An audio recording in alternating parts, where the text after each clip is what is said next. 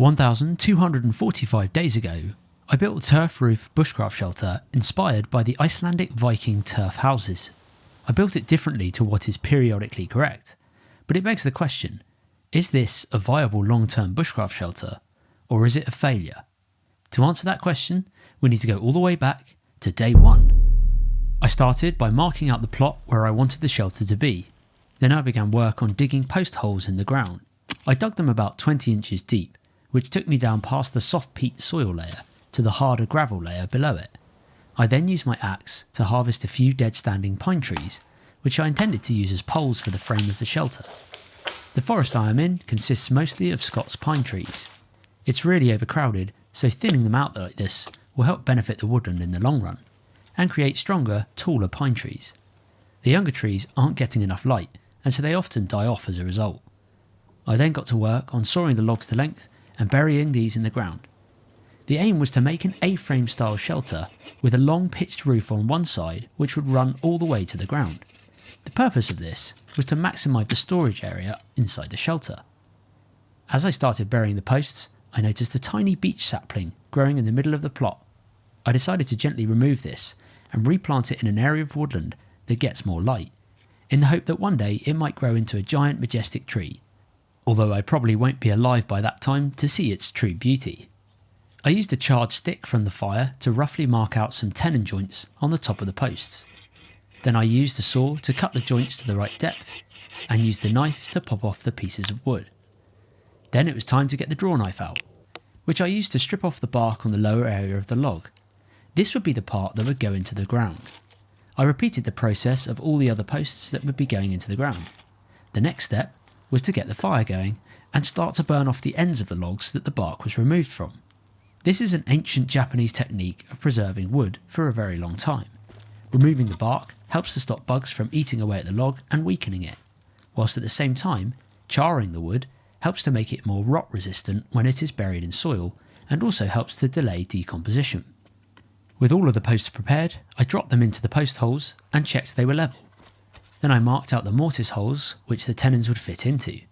I used a 1-inch hand auger to drill a few holes into what would be the horizontal beams of the frame.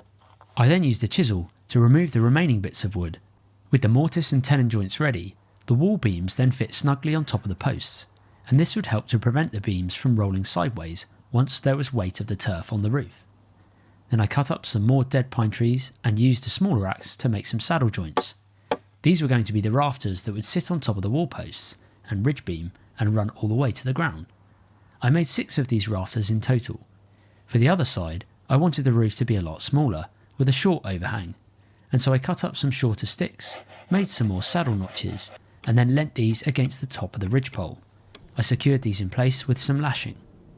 Now, for the roof itself, I needed to have something that would have enough of an area to be able to support the turf.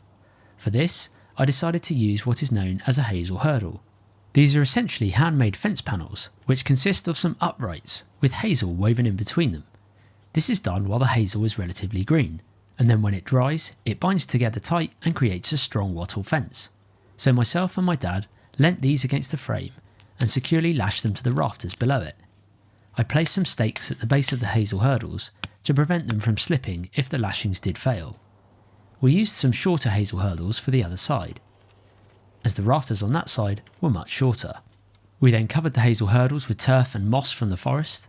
We used some small sticks wedged into the hazel to prevent the turf from slipping down off the roof. Once the roof was finished, then it was time to make some walls. For this, I decided to use hazel hurdles again. Although it is a time-consuming process making the hazel hurdles in the first place, the end result is effective, and I felt they really gave an authentic look to the shelter. We secured these in place by knocking the vertical uprights into the ground and then lashing them to the frame. We decided to build a small fence at the side of the shelter where it meets the ground, as we felt that deer might be encouraged to walk up the roof of the shelter and browse on the grass of the turf. With the exterior of the shelter complete, all that was left was to make a sleeping area inside. For this, I used 2 large logs to make a raised platform and then cut some longer logs to make the bed. I secured these in with some stakes. So, nearly 3.5 years later, how is this shelter holding up? Is the living roof still growing? And can it be a viable long-term bushcraft shelter? What exactly does it look like today? Well, to start with, the front of the roof on the right hand side has started to break.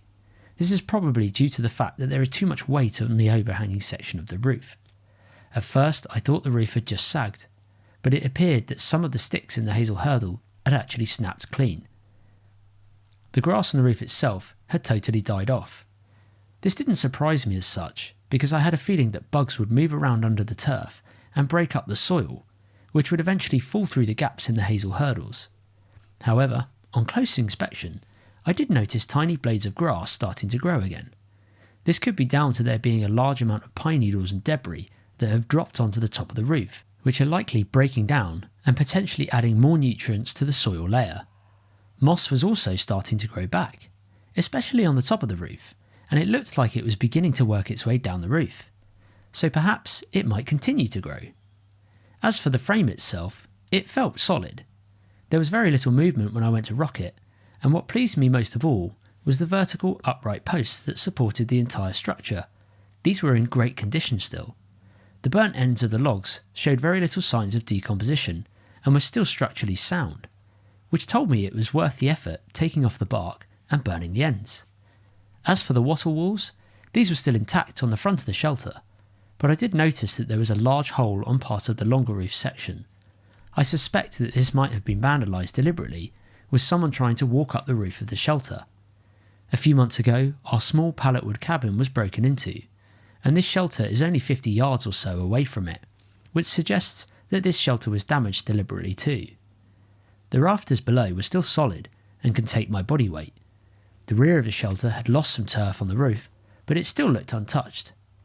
If I pushed the shelter from the back, there was still some racking, so it would have been better if I had built some more purlins and diagonal wind braces inside to help prevent the rocking motion of the shelter.